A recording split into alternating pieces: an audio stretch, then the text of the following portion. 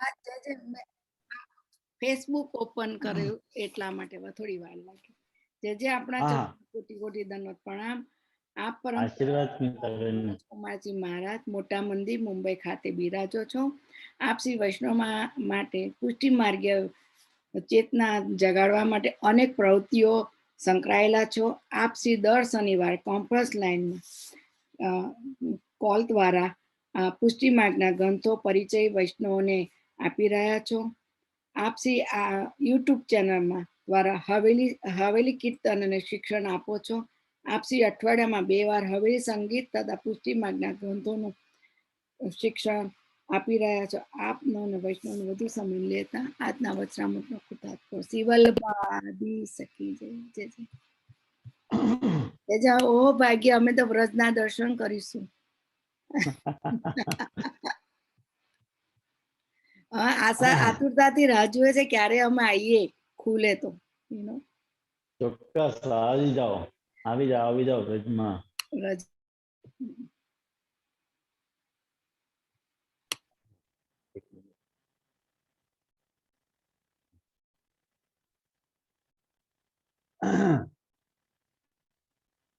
सब वैष्णव को स्वागत करूं आज के सत्र में और मंगलाचरण से अपन प्रारंभ करें।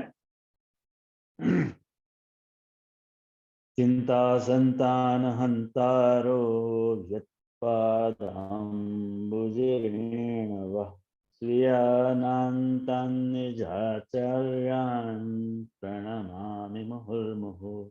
यदनुग्रहतो जन्तुः सर्वदुःखातिगो भवेत् तमहं सर्वदा वन्दे श्रीमद्वल्लभनन्दनम्। अज्ञानतिमिरान्धस्य ज्ञानाञ्जनशलाकया चक्षुरुन्मीलितं येन तस्मै श्रीगुरवे नमः। नमामि हृदये शेषे लीलाक्षिराब्धिशायनम्। लक्ष्मीसहस्रलीलाभिः सेव्यमानं कलानिधिं चतुर्भिश्च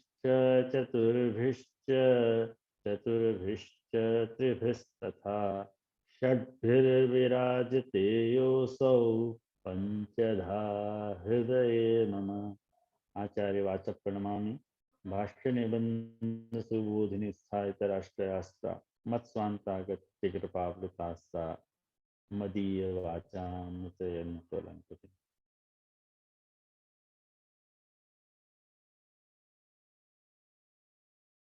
आज अपन ने पिछली बार महासुर तिरस्कर्ता ये नाम देखे हो तो, और महासुर तिरस्कर्ता में अपन ने सुदर्शन की कथा तक पहुंचे थे। मैं आपको रिवाइंड करा दूं, 15 दिन हो गए, लेकिन विषय को प्रवेश कराने के लिए शंखचूड़ की कथा रह गई है। मैं आपको याद दिला दूं कि महासुर तिरस्कर्ता ये नाम जो है वो गुसाई जी को 28वां नाम अपन ले रहे हैं, और या की संगति अपन तामस फल प्रकरण के 6ठे अध्याय से कर रहे हैं, जो कि सुदर्शन और शंखचूड़ को उद्धार से कनेक्टेड है। और महाप्रभु जी के अनुसार यह अध्याय में ठाकुर जी के वैराग्य धर्म को निरूपण आया है। भागवत के अनुसार ये 34वां अध्याय है और सुबोधि जी के अनुसार ये 31वां अध्याय है। इतनी सारी बातन को ध्यान में रखते हुए अपन यह अध्याय की संगति महासुर तिरस्कर्ता नाम से कर रहे हैं। अब जैसे मैंने आपको पिछली बार बताया तो कि जो महाअसुर को तिरस्कार करने वाले जो ये गुसाई जी को नाम आया है, तो वहां में गुसाई जी ने अपने को एक बड़ी सुंदर बात बताई थी कि जो भक्ति मार्ग को विरोध करे, भक्ति मार्ग विरोध कर्तृत्व, भक्ति मार्ग को विरोध करने में आपको तिरस्कार पनो है। जो भक्ति मार्ग को विरोध कर रहे हैं वो असुर हैं। वो केवल असुर नहीं है, वो महाअसुर हैं। सीधी सी बात है वैष्णव कि जो अपनो भक्ति मार्ग है वाको जो भी तिरस्कार करे वो महाअसुर ही होएगा। साधन और नहीं है कली में जासू हो निवेरो अपन कह रहे हैं। तो ये बात जो सूरदास जी ने कही है वो वास्तव में अपन वो जगह पे जावे ना, वहां ये अनुभव हो ये बात। जैसे चंद्र सरोवर में जो सूर्य कुटी है जहाँ सूरदास जी ने देह छोड़ी, वह जगह पे जाओ ना तो वह जगह के सिहरन आपको अनुभव हो। वह जगह पे 2-4 मिनट बैठो। अभी अपन को ये भाव क्यों अनुभूत नहीं हो गया पता है आपको? एक प्रसंग आपको बताऊं तो आपको या को प्रसंग का उचित ख्याल आएगा। अभी मैं विप्रयोग की बैठक गुसाई जी के गए तो 2 दिन पहले, और सूरकुटी भी गए तो। और सूरकुटी के पीछे की साइड जो है ऊपर करके जहाँ श्री गोरधनाथ जी के मंदिर की बारी को दर्शन हो गए, वहां पे भी गए तो। और मुक्कू को एक परिचित मिल गए तो मैं बैठा तो साथ में, मेरे साथ 15-20 वैष्णव होते जो मेरे साथ संयोग से यहाँ आ गए थे। तो साथ में चल रहे तो मैंने कहा हाँ चलो उनको साथ में। तो मैं एक 5 मिनट बात कर रहा तो उनसे बाद में ये वैष्णव जने कहाँ गायब हो गए। अब नीचे उतर के मैं देख रहा हूँ तो सब वैष्णव वहां पर रास कर रहे हैं, रास के चौतरा पे। अब एक बात बताऊं आपको, रास तो अपन हर वक्त कर सके हैं। इन स्थलन पे जाके अपने को रास करने की आवश्यकता नहीं है। इन स्थलन पे जाके अपने को वहां पे भी जो भी प्राचीन स्थल हैं वहाँ के बारे में जानकारी अपने को लेनी चाहिए कि ये कौन सी जगह है। गुसाई गुसाई जी ने शिवराज जी को कहाँ कही थी कि इस पुष्टि मार्ग पर जहाज जा रहा है, आपको जो लूट सकना है लूट लो। सूरदास जी की कौन सी कुटी है? चंद्र सरोवर में सूरदास जी का द्वार कहाँ है? महाप्रभु जी ने यहाँ पे बैठक में कौन सा चरित्र प्रकट किया? गोसाई जी ने कौन सा चरित्र प्रकट किया? ये सब लीला को जानने की जो उत्सुकता है ना, वो अपने को खबर पड़े ना तो अपने में वो भक्ति मार्ग के प्रति प्रेम जगे। यहाँ जाके भी अपन रास में ही लग जा रहे हैं, रास करने में लग जा। रास करने में बुराई नहीं है, मैं यो नहीं कह रहा हूँ रास करने में बुराई है। लेकिन जब अपन प्राचीन स्थल पे ब्रज के कोई स्थलन पे जा रहे हैं तो वहां पे एक एक स्थल को महात्मा आप अर्जित करो। यही तो स्थलन पे जाने को महात्म्य आया ना ख्याल में। तो महाप्रभु जी गुसाई जी आलिए यहाँ पे कह रहे हैं, रघुनाथ जी यहाँ पे ये देवकी नंदन जी टीका में आलिए कह रहे हैं कि तादृशाः ते महाअसुराः। ऐसे लोग जो भक्ति मार्ग को तिरस्कार करते हैं, भक्ति मार्ग के प्रति उदासीनता को जो भाव है ना, उनमें महाअसुरपना होगा। तो यह बात के प्रसंग में देवकी नंदन जी की टीका के अनुसार मैंने आपको रास पंचाध्यायी के वैराग्य वाले अध्याय के साथ एक संगति समझाई कि कैसे जो है वो सुदर्शन जो हतो वो विद्याधर हतो और कैसे वहां में महाअसुरपनो है। ब्रजवासी को ठाकुर जी ने कैसे बचाए, ख्याल में आयो ना आपको? और ये ब्रजवासी की जो कौतूहलता है अंबिका वन में जाने की, अरे भाई महाराज हो गए है। वाके बाद यदि आपको अंबिका वन जाने की उत्सुकता प्रकट हो रही है तो ठाकुर जी को पसंद नहीं आएगी ये बात। अब एक बात सिंपल सी आप सोचो कि ब्रिजवासी जैसे ब्रिजवासी जिनको महाठाकुर जी सर्वात्म भाव को दान कर चुके, उनके अंबिका वन में जाने पे ठाकुर जी को आपत्ति हो रही है तो अपनी क्या गति है? ख्याल आया ना? तो वो बात यहाँ पे समझाई जा रही है कि जब भगवान फलतया अनुभूत होते हों तब अपने चित्त को भगवत स्वरूप में प्रवण करने के बजाय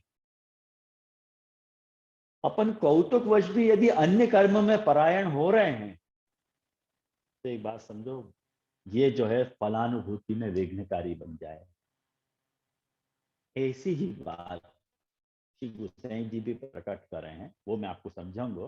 पहले अपन शंखचूड़ की बात देख लें कि शंखचूड़ जो हतो, आप बहुत सुंदर प्रसंग है शंखचूड़ की वार्ता को, शंखचूड़ की कहानी को भागवत में आवे है। अब ये शंखचूड़ कौन हो, मैं पहले ये समझ लो शंखचूड़ कौन हतो। शंखचूड़ यक्ष हतो। यक्ष कौन हुए हैं? ये यक्ष जो है ना कुबेर के गण हुए हैं। कुबेर को तो जानते होगे आप, धन को देवता है। कुबेर जो है वो धन के अधिपति हैं। कुबेर के गण हैं और कुबेर के पास जो निधि हुए है बाकी रक्षा करने वाले हों।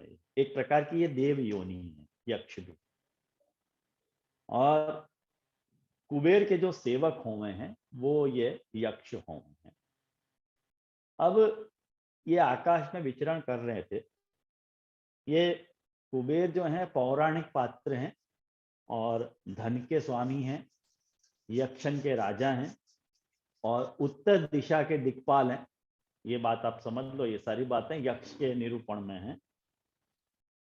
माने लोकपाल हैं, संसार के रक्षक हैं।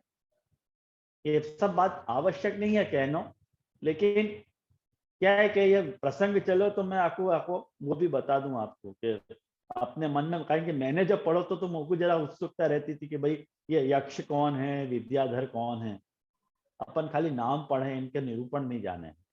तो मैंने सोचा आपको भी बता दूं ये सब बात। तो भागवत के अनुसार जो 34वां अध्याय को जो 18वां श्लोक है, 18वें श्लोक तक सुदर्शन की कथा है ये।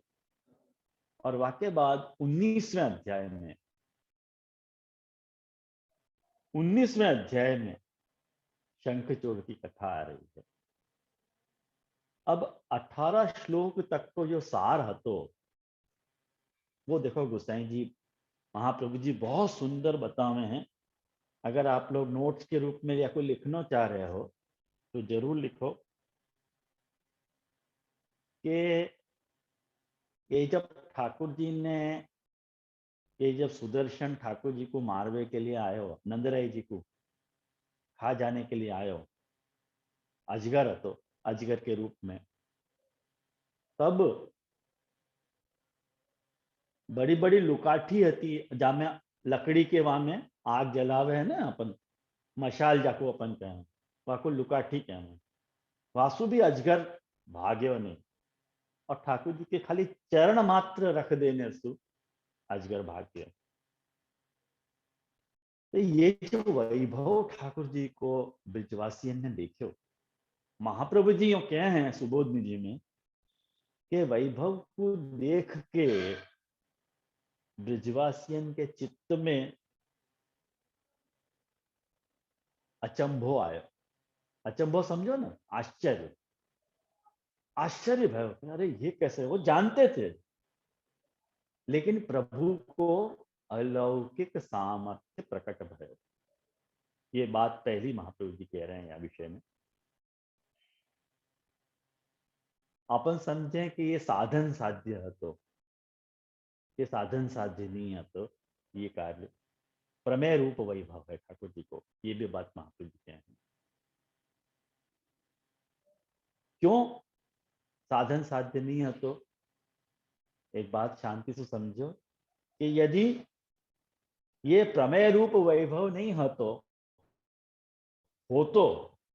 ठाकुर जी के खाली चरण छू देने मात्र सु अजगर कैसे चला जाता?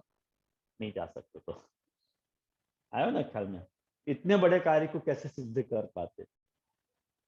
तीसरी बात जो महाप्रभु जी या विषय में आज्ञा करें वो ये है कि ये प्रभाव कृष्ण को है, उनकी शक्ति को नहीं है। स्वयं प्रमेय बल जिसको अपन कहवाय ना, वो प्रमेय बल, प्रमाण बल ठाकुर जी ने हमें प्रकट नहीं किया, प्रमेय बल प्रकट किए। चौथी बात, प्रभु को भवसु गोपन को श्री कृष्ण में पूर्ण विश्वास हतो, फिर भी विस्मित चित्त वाले हो गए, फिर भी उनके चित्त में विस्मय प्रकट भयो।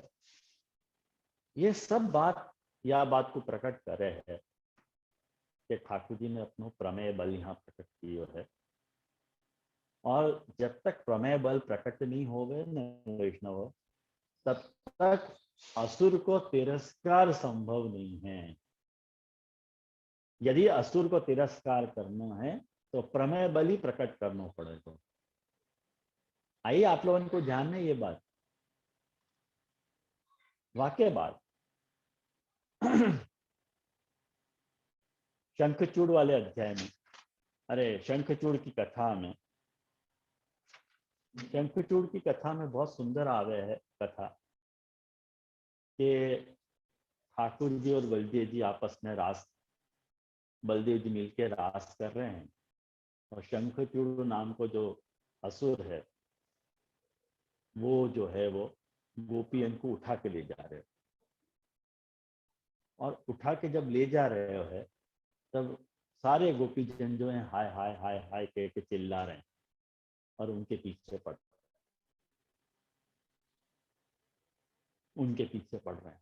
और ठाकुर जी ने बलदेव जी को गोपियन के पास छोड़े है और ठाकुर जी शंखचूड़ से युद्ध लड़े हैं वहां पे, ये बात समझाई गई है। तो ये बात जब अपन देखें तो अपने को महाप्रभु जी वहां सुंदर खुलासा देना है कि भाई ठाकुर जी वहां क्यों गए, खाली खाली देखते और अपना प्रमेय बल प्रकट करके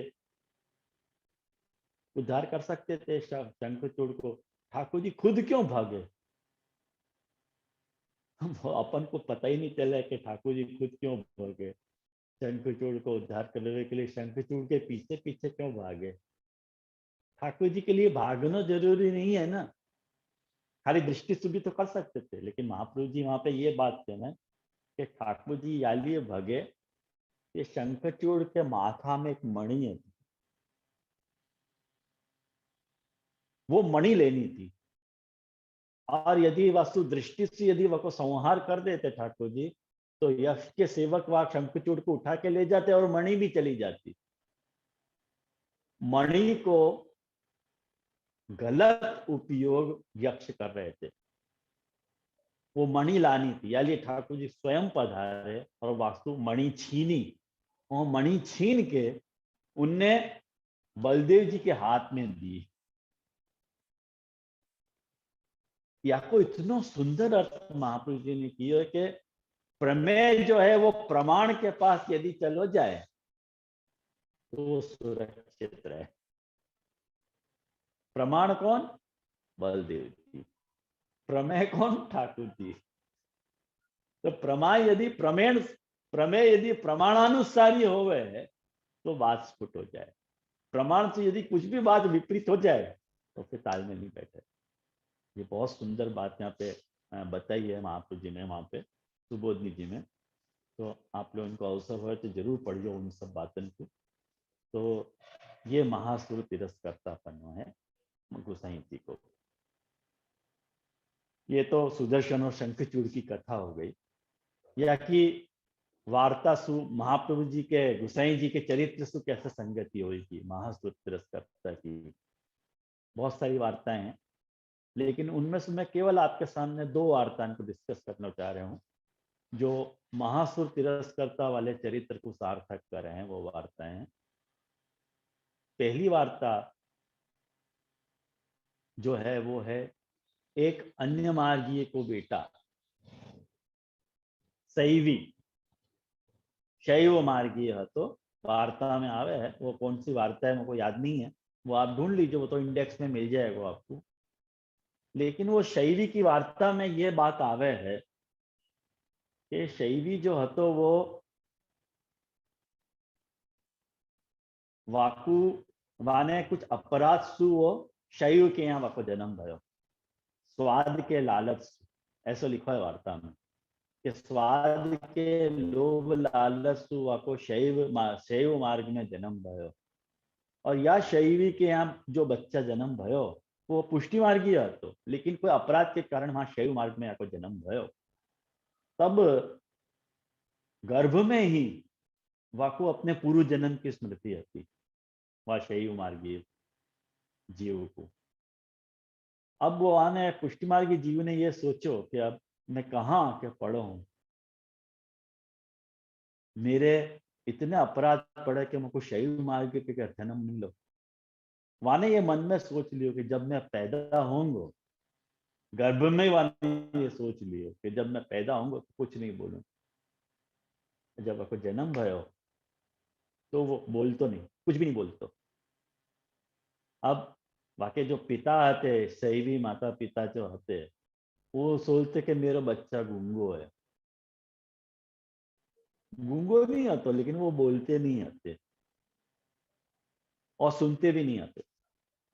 सबने अपने अपनी तरफ से इलाज कराया हो कि भैया को बच्चा को इलाज कराओ, जैसे सब माता पिता अपने बच्चा को इलाज कराओ, तो बच्चा को इलाज कराया, कहीं कुछ भी ठीक नहीं भयो वाको रोग, उनने के ये ऐसो ही है। तो जब एक से ही 1 साल निकल गयो, 1 साल में वो एक शब्द बोलो, श्री महाप्रभु जी। अब इन लोगों को समझ में नहीं आया कि महाप्रभु जी क्या है। दूसरा साल आया, दूसरे साल में वो बोलो श्री गुसाई जी। अब उनको समझ में नहीं आई, 1 साल में महाप्रभु जी बोलो, दूसरे साल में श्री गुसाई जी बोलो। अब तीसरो साल आयो तब माने श्रीनाथ जी बोलो, और चौथे साल में वो श्री नवनीत प्रिया जी बोलो। ये 4 साल में वो एक एक शब्द बोलो, महाप्रभु जी, गुसाई जी, श्रीनाथ जी, नवनीत प्रिया जी। तो वाको जो बाप हतो शैवी, वाको संदेह हो गयो कि ये गूंगो नहीं है। अब वो वाने कही कि भाई तू गूंगे पने की एक्टिंग कर रहा है, तू है कौन? तो वो इतनो बोलो कि मोको श्री गोकुल ले चलो। तो वाको गोकुल ले गए, और जब गोकुल में श्री गोसाई जी के दर्शन भय वाको, तो वाके नेत्रन में सो आंसू अनवरत बह रहे थे, रोता जा रहे थे। श्री गोसाई जी ने कही कि कोई बात नहीं, तू शांति रख, शांति रख। और वाको फिर अंदर लियो, स्नान करा के अंदर, और नाम निवेदन मंत्र की दीक्षा दी वाको। सुनाई दे रहा है ना आप लोगों को? मेरा इंटरनेट स्टेबल अनस्टेबल है, इंटरनेट कनेक्शन सुनाई दे रहा है ना? जी जी जी हाँ, हाँ जी जी। हाँ, हाँ हाँ जी सॉरी, दे रहे हैं। दे रहा है, ठीक है। तब अब आके बाद नाम निवेदन मंत्र की दीक्षा देने के बाद वो वह जीव ने माने देवी जीव ने जो सेवी के यहाँ जन्म भयो तो माने नवनीत प्रिया जी की चौखट छोड़ी नहीं, और उनकी छोड़ दे अब घर चलो जा। तो गुसाई जी ने कही कि बड़ी मुश्किल से ये चौखट या को मिली है, ये छोड़ नहीं रहा है बापू। जबरदस्ती से हुआ कि हाथ छुड़ा के चौखट पे से हाथ छुड़ा के वो चौक में लग, और जैसी चौक में वो धरो वकी देह छोड़ गई। गुसाई जी ने कही कि मंदिर छू गयो, लेकिन देवी जीव शरण आ गयो।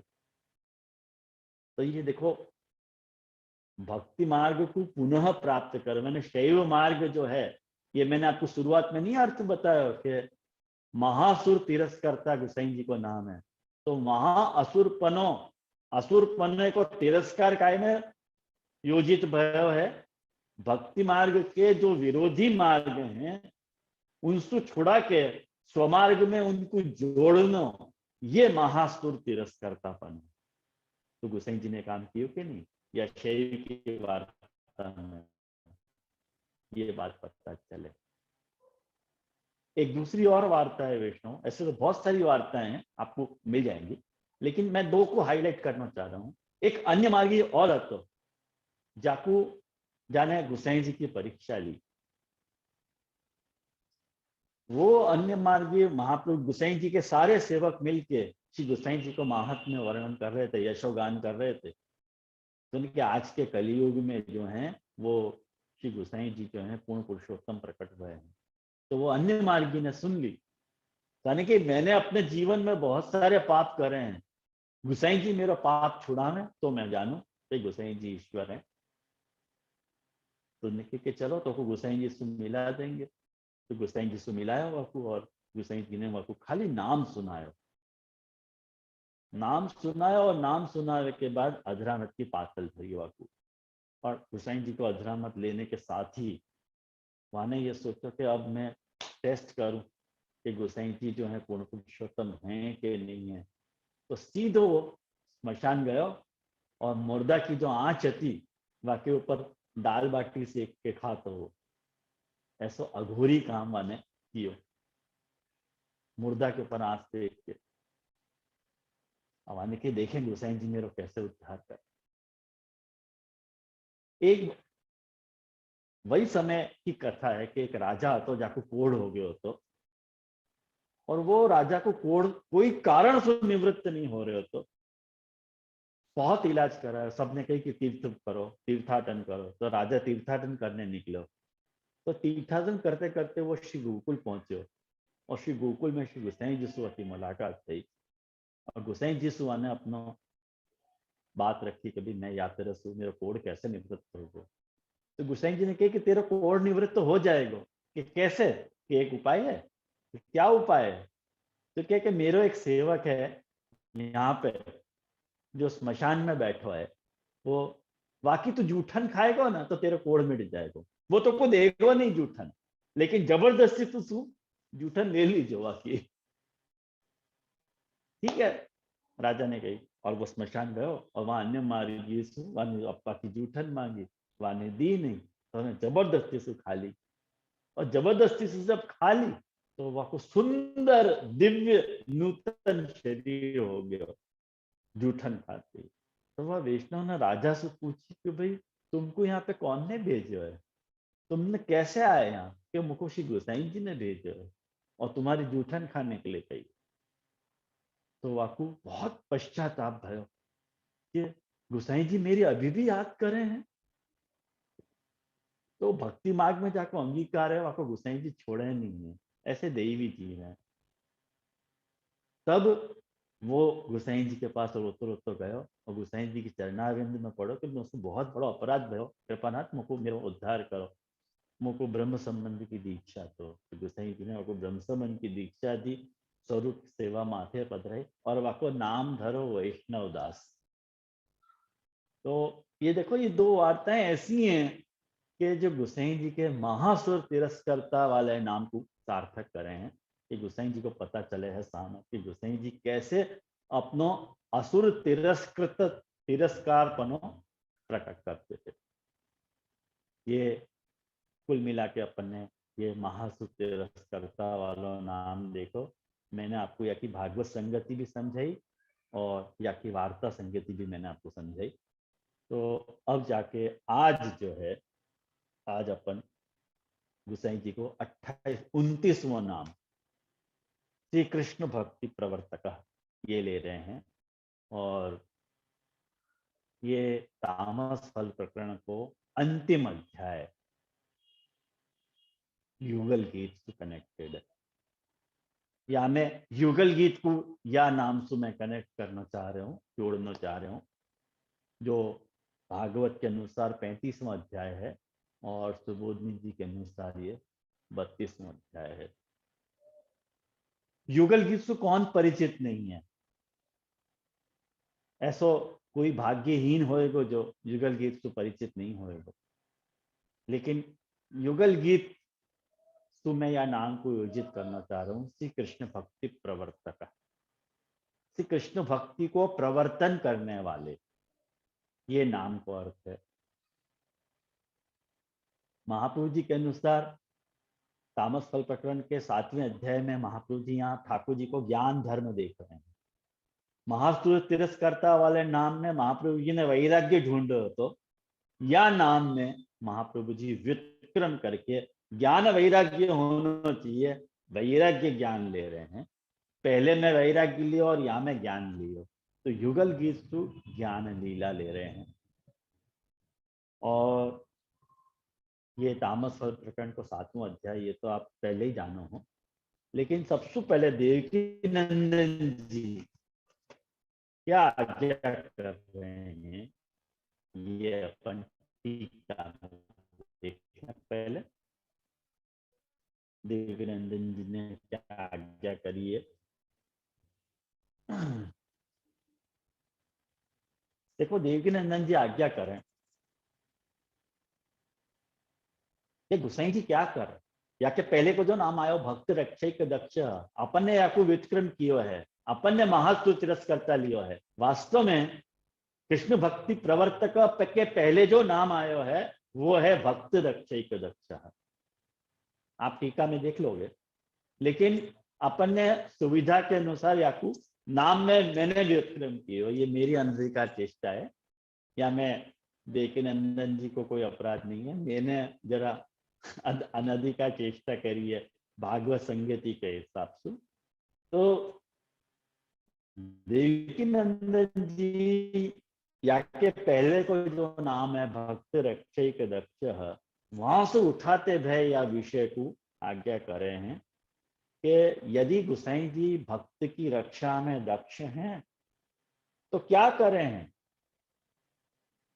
तो कह रहे हैं कि कृष्ण भक्ति प्रवर्तक, जीव को श्री कृष्ण की भक्ति में प्रवर्तित कर रहे हैं। जैसे अपन ने वो अन्य मार्गी वाली बात देखी कि कैसे वाकू मशान में वो जो गोसाई जी की परीक्षा करी वाने, तब भी वाकू आपने श्री कृष्ण भक्ति में प्रवर्तित कियो। कह रहे हैं श्री कृष्ण फल रूपे भक्ति ही सर्वात्म भाव रूपा। ऐसे श्री कृष्ण जो फल रूप हैं और जिनकी भक्ति सर्वात्म भाव रूप है, ऐसे श्री कृष्ण की भक्ति में जीव को परिवर्तित कर रहे हैं। अब मैं सर्वात्म भाव की व्याख्या नहीं करूंगा वैष्णव, या के पहले मैंने बहुत विस्तार में आप लोगों को सर्वात्म भाव समझाया है, तो मेरे पिछले जो लेक्चर्स हैं वो आप लोग सुन लीजिए या नाम के ऊपर। तो वो यहाँ पे देवकी नंदन जी कर रहे हैं कि भक्तेषु तस्याः प्रवर्तकः प्रवर्तिकर्ता माने उनको प्रवृत्त कराने वाले श्री गोसाई जी हैं। श्री कृष्ण के या सर्वात्म भाव रूपी जो फल रूप भक्ति मार्ग है वामे जीव को प्रवृत्त कराने वाले। और श्री देवकी नंदन जी आगे आज्ञा कर रहे हैं कि फल रूप भक्ति प्राप्ति अनंतरम न कुतश्चित भयम भवति। यदि फलरूप भक्ति मार्ग की प्राप्ति हो जाए तो जीव को फिर न कुतश्चित भयम भवति, वह को भय नहीं हुआ कभी भी। इति तत्प्रवर्तकत्वेन सर्वतो रक्षकत्वम, सब प्रकार से जीव की गोसाई जी भक्ति मार्ग में रक्षा कर रहे हैं। एक बात समझो, आज अपने को क्यों नहीं होवे वा तेरे को भान, एक बार अपन जीव ब्रह्म संबंध ले ले तो वह को क्यों भय सता तो रहे। वह को कारण एकमात्र यही है कि अपन श्री महाप्रभु जी को, श्री ठाकुर जी को अनन्य आश्रय अपन नहीं कर रहे हैं। अपन भक्ति मार्ग में तो आ गए हैं, लेकिन भक्ति मार्ग को जो पथ है वहां पे अपन चल नहीं पा रहे हैं। वही कारण है कि अपना भय दूर नहीं हो। यदि अपन भक्ति मार्ग के यदि अनुगामी बन जाएं, महाप्रभु जी ने अपने को जैसे कही है वैसे यदि अपन करने लग जाएं, जा प्रकार को सेवा प्रकार महाप्रभु जी ने उपदेश किया है, ऐसा अपन यदि करने लग जाएं तो अपने को कोई भय नहीं रहेगा। अपन भी श्री कृष्ण की भक्ति में प्रवर्तित हो जाएंगे। श्री कृष्णो भक्ति प्रवर्तकश्च इति वा, माने ऐसे श्री कृष्ण में जो भक्ति के प्रवर्तक हैं वहां प्रवर्तित कराने वाले, ऐसा भी अर्थ ले लो कि गोसाई जी कह रहे हैं। क्यों? तो कह रहे हैं कि कुंती जी ने गीत भागवत में आज्ञा करी है कि भक्ति योग वितानार्थम, नहीं प्रथा के वचन है ये, इति प्रथा वाक्या स्वरूप प्रयोजनाभ्याम उभयो अभेद। एक बात समझो कि श्री ठाकुर जी जो है भक्ति योग को वितान, वितान मतलब विस्तार, भक्ति योग के विस्तार के लिए ठाकुर जी प्रकट भय हैं, ये प्रथा कह रही है। ख्याल में आया ना, प्रथा ठाकुर जी से कह रही है। और या लिए स्वरूप और प्रयोजनाभ्याम उभयो अभेद, स्वरूप और प्रयोजन में अभेद है। भक्ति मार्ग को जो स्वरूप है वो भी आ प्रकार को है, और भक्ति मार्ग को जो प्रयोजन है वो भी ऐसा ही है, उनमें अभेद है। चाहे भक्ति मार्ग के स्वरूप की बात करो या भक्ति मार्ग के प्रयोजन की बात करो, जो है दैवी जीवन की रक्षा, दैवी जीव को श्री कृष्ण की भक्ति में प्रवर्तित करना हो, ये ही भक्ति मार्ग को मूल उद्देश्य है। समझ में आयो? तो ये श्री कृष्ण भक्ति प्रवर्तक पे श्री देवकीनंदन जी की व्याख्या में अब या अध्याय को या नाम को अपन गोपी गीत के, अरे सॉरी, युगल गीत के साथ कैसे या को समझेंगे, ये बात समझो। कैसे अपन या को युगल गीत के साथ समझेंगे?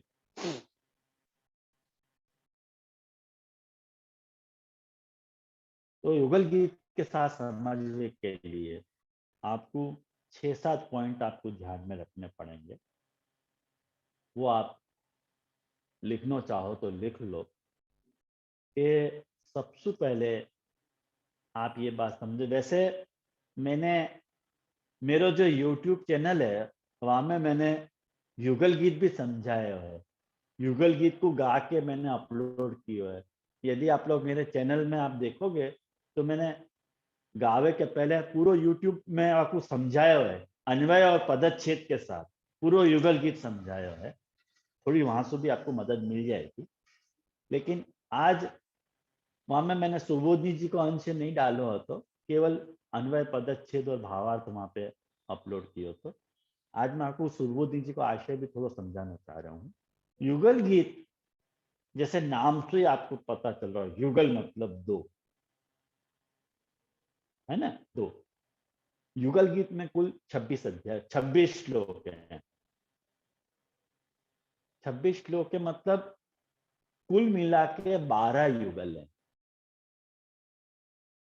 माने एक एक, तो एक एक युगल के 2-2 श्लोक, एक बात के 2-2 श्लोक। कुल मिला के क्या बात है वो मैं आपको समझाऊं। ये युगल गीत को मुख्य प्रयोजन क्या है ये समझने का प्रयास करो। मैंने जब आपको वेणु गीत समझाया तो वह वक्त मैंने आपको ये बात समझाई थी।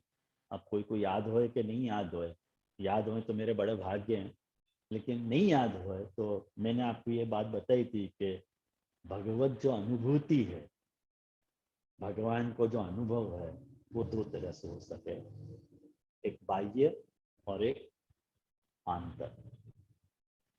तो जो बाह्य भगवत अनुभूति है वो पाछी 2 प्रकार से हो सके है, संयोग और विप्रयोग के माध्यम से, और आंतर अनुभूति भी संयोग और विप्रयोग के माध्यम से हो सके। ख्याल में आया आपको? वो वेणुगीत जब आया तो तब मैंने ये बात आपको समझाई थी ये बात। तो जो बाह्य भगवत अनुभूति है वाक्य 2 पक्ष आते, संयोग और विप्रयोग। ख्याल में आया? और आंतर अनुभूति जो है वाक्य भी 2 पक्ष हैं, बाह्य और आंतर, संयोग और विप्रयोग, वाक्य भी दोनों पक्ष ऐसे ही हैं। तो ध्यान से सोचो कि बाह्य संयोग है और आंतर भी संयोग है, बाहर भी संयोग है और अंदर भी तुम जुड़े हुए हो ठाकुर जी से। वो कौन सी स्थिति है? तो महाप्रभु जी के हिसाब से वो फलावस्था है, जाको अपन रास कह रहे हैं। जो तामस रास पंचाध्यायी को 5वां अध्याय है, तो जहां महारास का वर्णन भयो, वो बाहर भी सही हो गया और आंतर भी सही हो गया।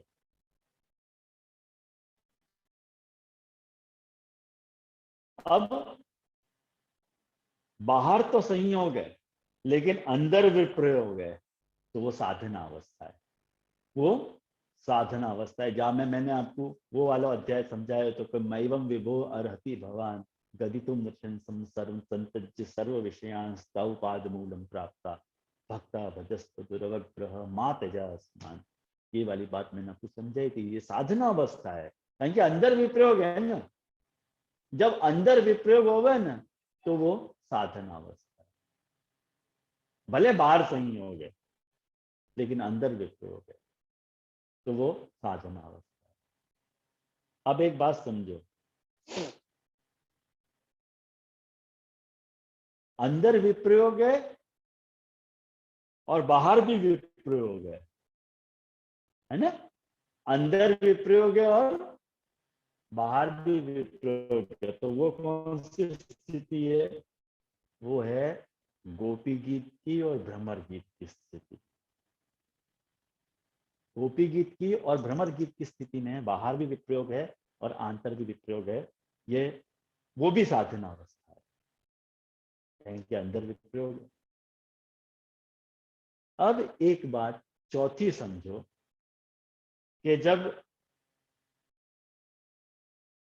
बाह्य विप्रयोग है और आंतर संयोग है, तो वो स्थिति है युगल गीत की और वेणु गीत की, जहां अपनो ये आज का अध्याय जुड़ रहे हैं।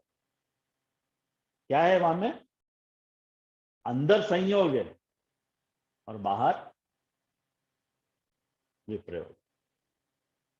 जैसे वेणु गीत में भयो तो ये ठाकुर जी ने वृंदावन में वेणुनाद किए और व्रजस्थ गोपियन को सुनाई दियो, तो बाहर तो विप्रयोग होता क्या नहीं, अंदर से वो ठाकुर जी से जुड़ी रही। तो महाप्रभु जी के हिसाब से फलावस्था।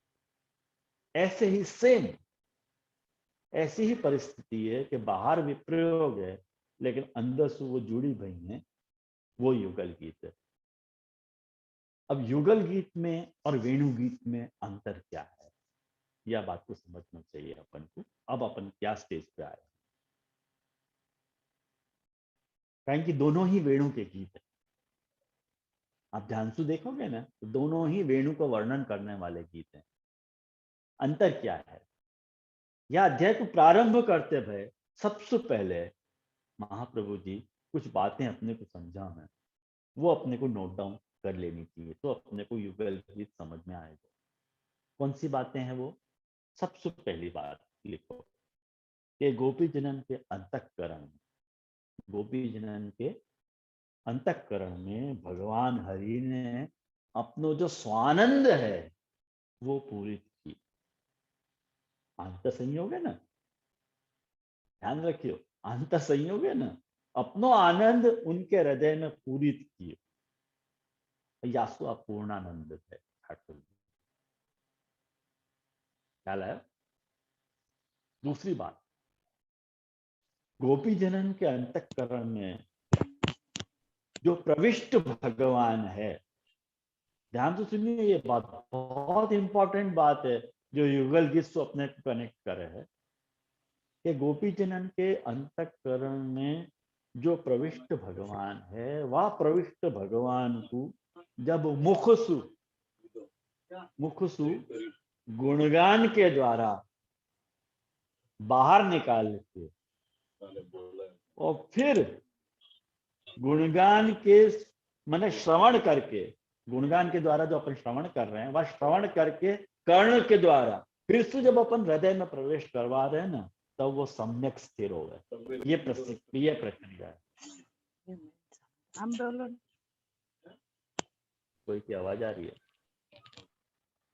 सॉरी जेजे, एक बार फिर से।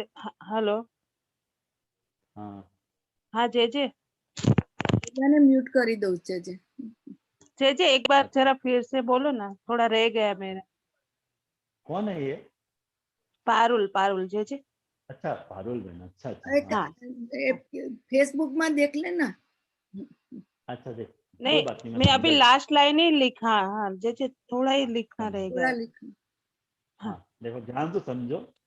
हाँ अंतःकरण में जब ठाकुर जी विराजे हैं ना अपने, गोपी जनन के अंतःकरण में ठाकुर जी ने अपना स्वान, જે આપનું એ ખોલો ને, મેં બધાને મ્યુટ કરે ને જજેસને. सॉरी, ओके, गोपी जनन के अंतःकरण में जो प्रविष्ट भगवान हते, उनके अंतःकरण में ठाकुर जी ने अपना स्वानंद पूरी की। ये बात आई समझ में आप लोगों को? बराबर। अब आके बाद ठाकुर महाप्रभु जी क्या आज्ञा कर रहे हैं कि जो अंदर प्रविष्ट भगवान है अपने अंतःकरण में, वाको मुंह से बाहर निकाल लो गुणगान की प्रक्रिया। और जब अपन गुणगान की प्रक्रिया से अंत प्रविष्ट भगवान को बाहर प्रकट कर रहे हैं, और बाहर प्रकट करे भे भगवान को ठाकुर जी के गुणगान की ही प्रक्रिया सु, श्रवण की प्रक्रिया सु वाको पुनः अंदर पधरावे हैं, तब जाके रस सुस्थिर हो गए। यानी श्रवण और कीर्तन दोनों की जोड़ी है। श्रवण कीर्तन और स्मरण की जोड़ी है, तीनों की जोड़ी है। अपन स्मरण करें, स्मरण करके कीर्तन करें, कीर्तन करके फिर वाकु मुख से जब बाहर निकल जाए प्रभु, वाकु पुनः कर्ण के माध्यम से वाकु अंदर पधरा है, तब जाके रस सुस्थिर हुआ है। यानी श्रवण की भी प्रक्रिया आवश्यक है, कीर्तन की भी प्रक्रिया आवश्यक है, और स्मरण की भी प्रक्रिया आवश्यक है। कारण कि स्मरण ही नहीं होएगा तो क्या अपन कीर्तन करेंगे और क्या अपन श्रवण करेंगे? ख्याल आया ये बात कितनी इंपॉर्टेंट महाप्रभु जी ने अपने को समझाई है। यानी ये सत्संग बताया है महाप्रभु जी ने कि ये सत्संग ऐसी प्रक्रिया है कि जहां अपन जो अपने अंदर विराजो हुए प्रभु है वो बाहर प्रकट हो गए, और जब बाहर प्रकट हो जाए तो बाकी प्रक्रिया जो भी है वह समझने की प्रक्रिया, वो जब अपने को समझ में आ जाए तब वापस वाको स्वरूप अपने चित्त में आरूढ़ हो जाए, तब अपने को बात एकदम फुट हो जाए। अपन खाली पढ़ते रहे ना तो अपने को स्पष्ट नहीं होगा बात। देखो आप, ये नॉर्मल प्रोसीजर है, अपनी डे टू डे लाइफ में भी आपको आप अप्लाई करोगे ना तो आपको ये बात आएगी ध्यान में कि जब अपन पढ़ते रहे तो अपने को वो वस्तु धारण नहीं होवे बराबर। जब अपन बात चीज को कोई के साथ डिस्कस करें और डिस्कस करने के बाद वो स्वरूप को डिस्क्राइब करें, वहाँ को विश्लेषण करें, वहाँ को विचार करें, तो वहाँ को जो स्वरूप है ना वो फिर से अपने अंदर धारण हो गया। ये लॉजिकल प्रक्रिया है। यानी अपन महाप्रभु जी को खाली दर्शन को आचार्य नहीं मान रहे हैं, मनोविज्ञान को भी आचार्य मान रहे हैं महाप्रभु जी को। ये महाप्रभु जी की जो पॉलिसी है कन्विंस करने की, वो ऐसी पॉलिसी है कि महाप्रभु जी यदि बता देना तो अपने को मानना ही पड़े, कोई छुटका ही नहीं है। हाँ, कन्विंस, ऐसी पॉलिसी है महाप्रभु जी की। ख्याल आई ना? ख्याल आया यश? बहुत सुंदर प्रक्रिया है ये। वाक्य बाद तीसरो, या अध्याय में नादात्मक मन शब्द और अर्थ, ये दो मुख्य हैं। देखो ये बात ध्यान तो समझो, मैं आपको युगल गीत नहीं समझा रहा हूं।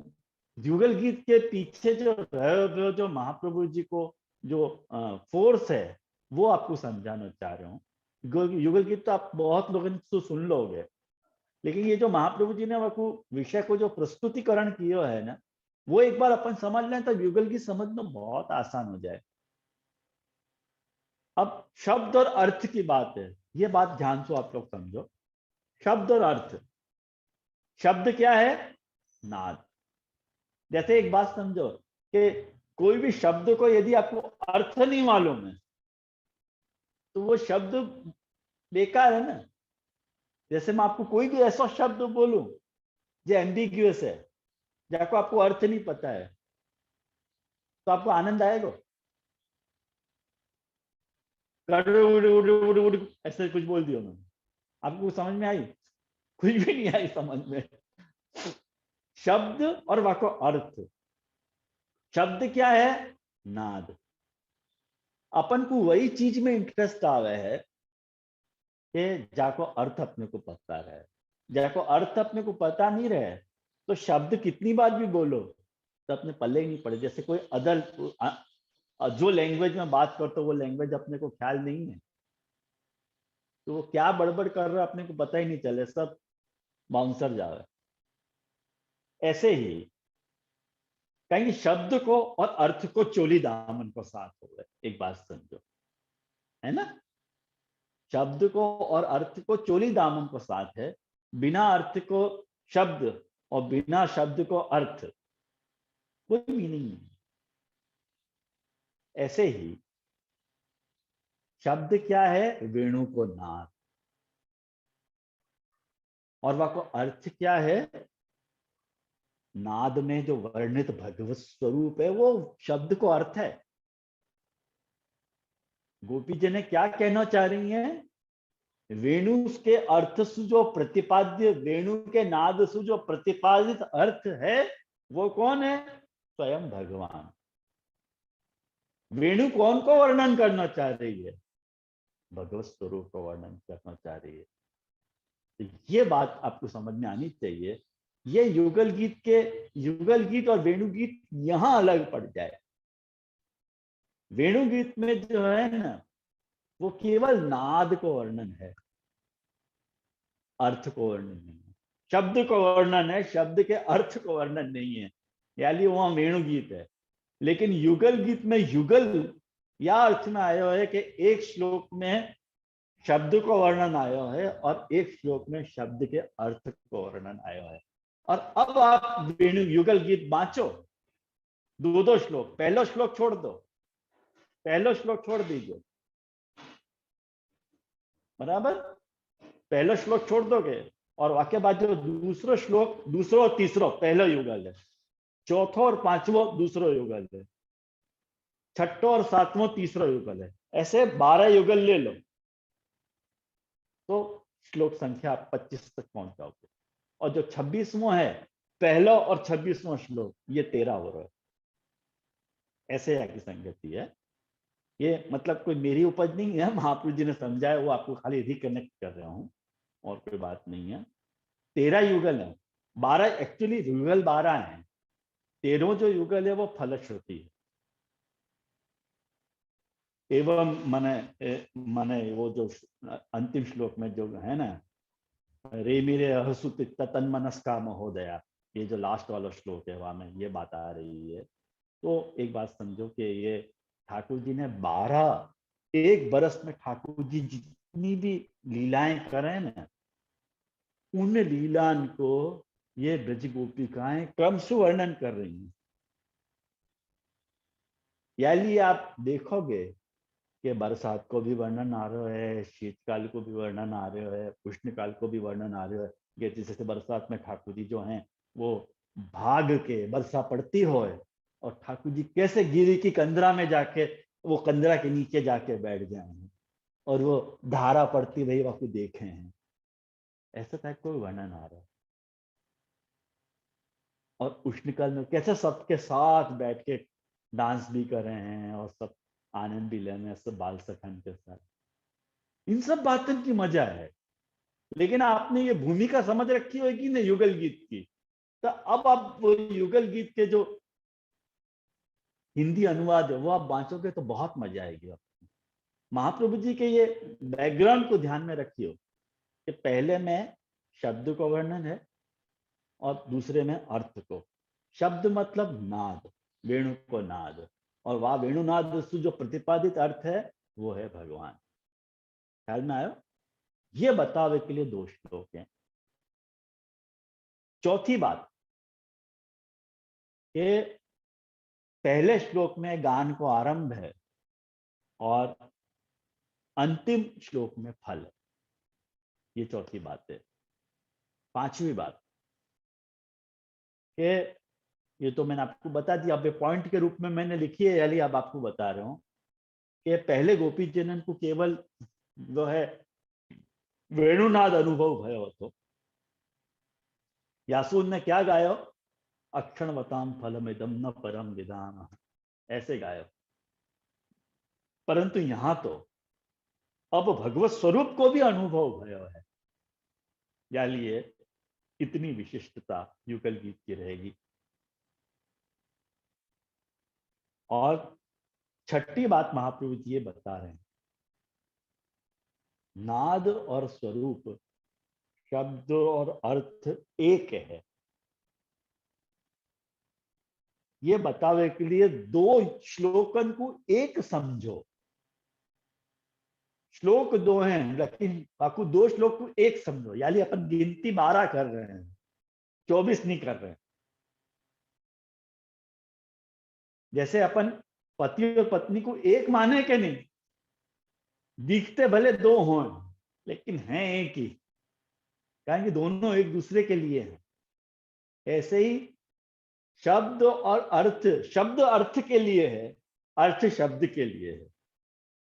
यदि शब्द की अर्थता खत्म हो जाए और अर्थ को यदि शब्दत्व खत्म हो जाए तो बिना शब्द को अर्थ क्या करेगो, और बिना अर्थ को शब्द क्या करेगो। तो ये बात समझावे के लिए महाप्रभु जी कह रहे हैं कि नाद और स्वरूप माने शब्द और अर्थ एक रूप है। ये बतावे के लिए दोनों की, ये बतावे के लिए कि दोनों की एक वाक्यता करी है। ये बात महाप्रभु जी ने अपने को प्रारंभ में ही समझाई है। और बरस भर की लीला को गान क्रमानुसार गोपीजन कर रही हैं, ये तो मैं आपको बता चुका हूँ। ये 7वीं बात है। तो कुल मिला के या तरस्तु युगल गीत को प्रयोजन हो, तो ये युगल गीत में जो विषय समझाया जा रहा है, बाकी रूपरेखा या प्रकार की है। अब यहाँ में कृष्ण भक्ति प्रवर्तक गोसाई जी हैं, ये तो कोई कहने की बात नहीं है वैष्णव। मैंने आपको देवकीनंदन जी की टीका के माध्यम से भी आपको समझाया। और 252 वैष्णव की वार्ता या बात से भरी पड़ी है। कभी वार्ता या दृष्टि से उठा के देखो कि कैसे श्री गोसाई जी ने जो उनके सन्मुख आते वो जीव है, आपको कैसे श्री कृष्ण में, कृष्ण की भक्ति में प्रवर्तित कर दिया। और सच मानो वैष्णव, एक आचार्य को कार्य ही ये हुआ है कि जब जीव सन्मुख आवे तो वह श्री कृष्ण भक्ति में प्रवर्तित कर देना। जीव को, आचार्य को अपनो सेवक नहीं बनाना चाहिए, शिष्य बनाने की आवश्यकता नहीं है, कृष्ण सेवक बनाने की आवश्यकता है। ये बात खास आचार्य में होनी चाहिए कि वो अपना यदि शिष्य बनावे की मनोवृत्ति सु शिष्य से जुड़ रहे है, जीव से जुड़ रहे है, तो सही मायने में वो आचार्य नहीं है। कारण कि वो अपनी वकू अपनी शिष्य की संख्याएं बढ़ानी है, वकू सृष्टि अपनी बढ़ानी है। तो जो सृष्टिवाद को जो स्वरूप है ना, वो कृष्ण भक्ति प्रवर्तक एकदम टोटली डायग्निकली एकदम ऑपोजिट बात है। यदि कृष्ण भक्ति प्रवर्तक है यदि गुरु, तो सच्ची बात समझो कि वो सृष्टि बढ़ाने वालों नहीं होएगा। यदि सृष्टि बढ़ाने वालों है तो कृष्ण भक्ति को प्रवर्तक नहीं हो सके। यही लिए आप देख सको कि जिन बालकन की बहुत ज्यादा सृष्टि है, वो सृष्टि श्री कृष्ण की भक्ति से वंचित है। सीधी बात है विष्णु, कनेक्ट कैसे हो पाओगे तुम? जा जीव को प्रभु से कनेक्ट करके ब्रह्म संबंध देके, ब्रह्म संबंध को दान देके वह जीव को भगवान से कनेक्ट करना चाह रहे हो, तो वहां में तुम्हारी तो मुख्य भूमिका है कि नहीं? तुम तो नदार हो, तो ब्रह्म संबंध देके गायब। और यदि तुम ब्रह्म संबंध देके गायब हो जा रहे हो तो वो जीव ठाकुर जी से जुड़े को कैसे? मैंने यहाँ पे कितने वैष्णव से ये बात कंफर्म करी है। कोई ने 30 साल पहले, कोई ने 40 साल पहले, कोई ने 10 साल पहले, कोई ने 15 साल पहले ब्रह्म संबंध लिया, और वाकई बाद आज तक गुरु से कांटेक्ट में नहीं आया। क्यों नहीं आए? अरे भाई, कृष्ण की भक्ति के लिए तुम वहां गुरु से कनेक्ट हुए थे कि नहीं, कि उनको सेवक बनने के लिए? माइंडेड। अपन पुष्टि मार्ग में आए हैं महाप्रभु जी की कहानी से श्री कृष्ण से जुड़वे के लिए। हाल में आयो, और यही गोसाई जी ने मैसेज यहाँ पे देना चाहे है। जैसे युगल गीत को मैसेज है कि नाद और अर्थ एक ही हैं, गोपी जन है वासु कनेक्टेड है। जो वहां मैसेज दिया जा रहा है कि वो कैसे कृष्ण की भक्ति को प्रवर्तन कर रहे हैं ठाकुर जी नाद के माध्यम से भी। जैसे वहां पे ठाकुर जी अपने वेणुनाद सु ब्रज भक्तन को खुद सु कनेक्ट कर रहे हैं, अपनी भक्ति में प्रवर्तित करवा रहे हैं। तो या काल में भी हमारा जो नाद है, मतलब हमारा जो भी वचनामृत है, ये नादी तो है, नहीं है का नाद? 100% नाद है। या नाद सु तुम यदि कृष्ण भक्ति में प्रवर्तित हो रहे हो तो यह नाद को सुनने को अर्थ है। यदि मेरे नाद को सुन के तुम कृष्ण भक्ति में प्रवर्तित नहीं हो रहे हो तो व्यर्थ है ये नाद, सुनो मत सुनो, बंद कर दो। ख्याल आया ना? एक सही आचार्य को जो दृष्टिकोण है वैष्णव को, वो ऐसे ही होना चाहिए। तो ये कुल मिला के अपन ने युगोद्वैत वाला अध्याय भी यहाँ देख लियो, और यहाँ पे तामस फल प्रकरण की समाप्ति है। और या के बाद अपन अगली क्लास में एक नया नाम अपन लेंगे, और आज के लिए अपन यहाँ रखें। और ऐसा अपन गोसाई जी की बधाई चल रही है, तो एक बधाई गान से आज अपन समापन करें।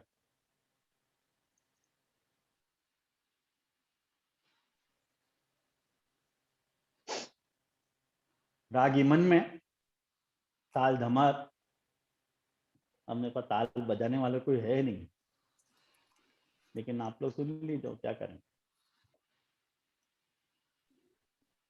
बाकी पुस्तक जो है वो 191 नंबर पे 191 पेज पे है, गोसाई जी की बधाई है। जय श्री वल्लभ नंदन गाऊं।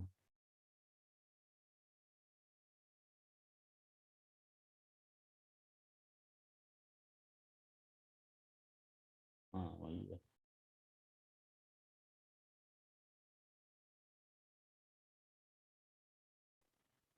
वन 191 पेज पे।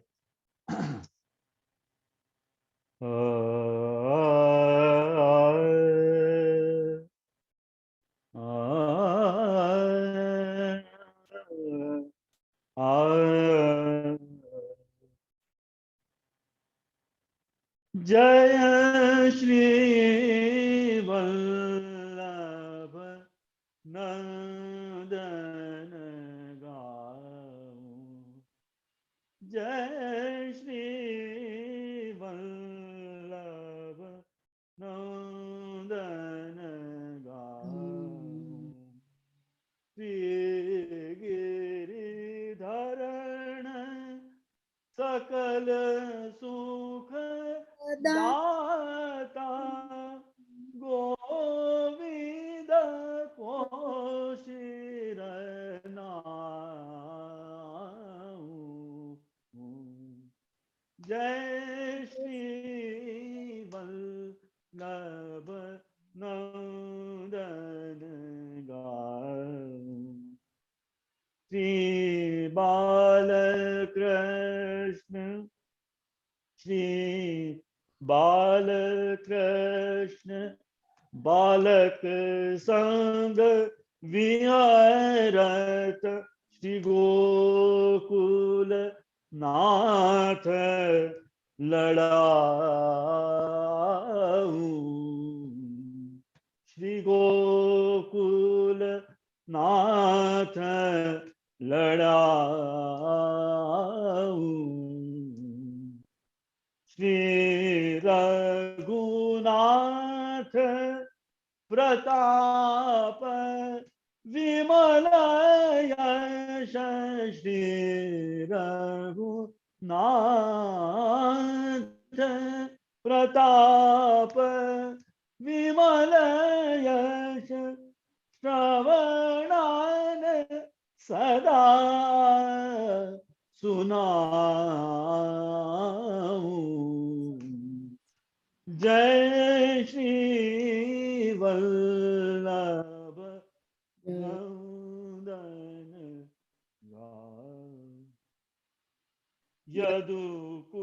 में य- यदुनाथ विराजत यदुकुल में य- यदुनाथ विराजत लीला पार न पाऊं विष्णु दास को करो कृपा विष्णु दास को करो कृपा घन श्याम चरण लपटाऊं घन श्याम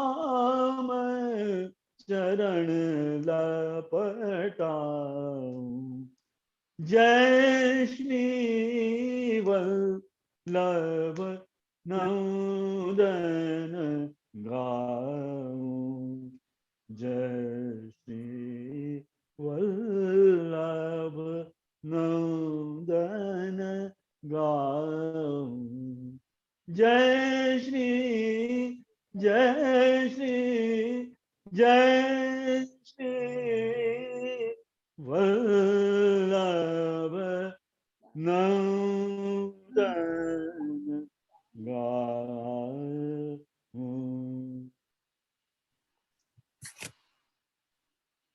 सबन को गोसाई जी के अलौकिक महास्तव की बहुत बहुत बधाई और अगली बार अपन गोसाई जी के उत्सव के बाद मिलेंगे। 31 को है स्मिता दिन। या आपको मैंने डेट, हाँ 31 को। हाँ हाँ मैंने या साल के छेल्ले दिन हमारा छेल्ले दिन है आपको एक दिन पहले होएगा 30 तारीख होगी। याद है। ओके तो आज अपन रखें अपन कोई क्वेश्चन हो तो जरूर मोको मैसेज करियो पूछियो है मैं ना। एक મિનિટ જે આપશ્રીએ બહુ સુંદર રીતે સમજાયું અને નેક્સ્ટ ને એના બીજા વીકે 31મી ઇન્ડિયાના અમેરિકાની 30મી તો આપશ્રી એ દિવસે બિરાશું અને હજુ નેક્સ્ટ મંથ हाँ મોકલી આપી છે જયશ્રી ओके ओके ठीक है અને चलो વૈષ્ણવ विदा लूं सवांशु। હા જયશ્રી हाँ विदा लूं। હા કોઈને ક્વેશ્ચન હોય તો પૂછી જો આપને ટાઈમ હોય તો ને તો આપ વૈષ્ણવ કોઈને ક્વેશ્ચન હોય હા જેજશ્રી હલો हाँ હલો હલો જેજશ્રી हाँ હા આપનું આ જે નામની બાબતમાં જે કનેક્ટિવિટી વાર્તાની કઈ આવી એ વાર્તાનું આપણે કીધું નહીં कई वार्ता એટલે આ નામ જે આપને વર્ણન કર્યું પછી ત્યાર પછી વાર્તા એની કઈ વાર્તા આવે છે 84 252 માં કઈ વાર્તાનું કનેક્શન છે આમાં કયા નામની બાબતમાં આ અત્યારે જે વર્ણન કર્યું તે લાસ્ટ વિષ્ણુ ભક્તિ પ્રવર્તકમાં હા એ તો આખી વાર્તામાં ગમે ત્યાં તમે શોધી શકો છો એકદમ ઈઝી છે આ દૃષ્ટિથી નામ વાંચો ને વચમાં બહુ ડિસ્ટર્બન્સ આવે છે જસવંતીબેન નો શાયદ ઓડિયો ચાલુ છે